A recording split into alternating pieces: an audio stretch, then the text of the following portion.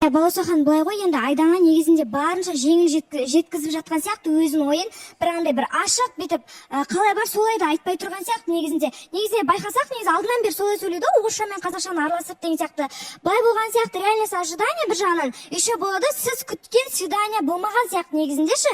Аны я басында іздеп отыр бір жағынан. Сіз негізі көп нәрсе күткен сияқты Сатториттен, бірақ ол оны бере алған жоқ. Негізінде біз жігіттің бізге деген отношениясына қараймыз ғой. Сіз жақсы бір ресторандарға апарғанды күттіңіз, примерно жақсы бір жерлерге, енді бағана видеода көріп отырық қой, енді қандай кафеге апарған деген сияқты. Соның бәрі сізге бір ұнамаған сияқты. Соны қалай бар, солай ашып айтқаныңыз дұрыс деп ойлаймын. Андай болады кішкене жмот жігіттер, бір сондай жігіттердің қатарынан көрген сияқты. Мен де сол сіз дұрыс айтасыз да, мен сізбен келісемін. Мен бір жігіт басына қатты ұнайды, потом эмоция күтесіз ғой, біз қызбыз ғой, осындай жерге апарады. Мен қанша жерді инстаграмнан тастадым, мына жерге барайық, өйтейік, бүйтейік деп. Может быть, Саддәулет просто ол не знаю, может быть, он не хотел, я не знаю. Мен бұл қинамайын деп шешті.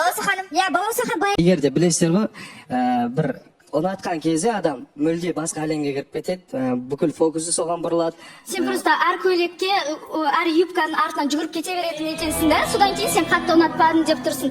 Любой әдемі келген қызға, мен қыздарға вообще никаких вопросов нет, бірақ сен просто өзің несерьезный болып тұрсың да, сен өмірде не қалайтын өзің даже білмейсің. Саған не керек емес, сен даже нормально ухаживать ете алмайсың. Бірінші күні сен маған Айдана деп сол кезде, допустим, гүл алып келіп неғылған кезде тоже басқа разговор болатын еді. Бірақ Саддәулет, сен жақсы адамсың да, мен де жақсы адам. Бірақ екеуміз даже дос болып қаламаймыз, потому что сен маған жиіркенішсің.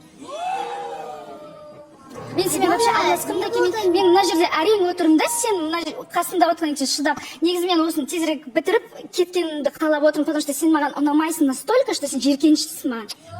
Айдана, не болды? Неге сыртта сөзге келіп қалдыңыздар ма? Бір шағым сізге бір нәрсе айтты ма, дәреукілік көрсетті ма, не болды? Не болды, айтыңызшы. Негізі Саддәулетке еще в будущем келетін үміткерлерді ескертіп айтайын деген едім. Басында осы жерде осылай күшті болып көрінгісі келеді да, бірақ на деле қандай свидание, қандай күшті ресторанға апардың, не бердің вообще. Мен даже қыздармен отырған кезде айттым, өзіміз-ақ счетты төлей саламыз, келе салшы деген кезде жоқ деп. Ну, оны қалай түсінуге болатын вообще даже білмеймін. И екеуміз даже сөйлесіп жүрген кезде де сен тренировканы хотя бы бір күн бармай қоюға да болады. Жігіттер айтсаңдаршы, ол болса күнде тренировкаға кетіп қалады, и түнгі сағат 10-11-12-лерде босайды. И сол кезде мен саған қазір үйге жеткен кейін звондаймын деп айтады, кейін звондамайды. Даже если мен саған қатты ұнамасам да, екеуміздің арамызда сыйластық қалады деп ойладым, бірақ сен қазір айтып отқан сөзінен кейін мен саған айтайын, ты мне противен настолько, мен сен көргім де келмейді, знаешь. Үйінің алдына барып, біз сөйлестік сол жерде. Видеоны түсіріп алдық, жолдасыма машинаға отырғыздым да, Айданадан сұрадым, что там дедім, короче. Екеуміз дос сияқты, нормально адам сияқты сөйлестік, дұрыс па? Дұрыс. Вот.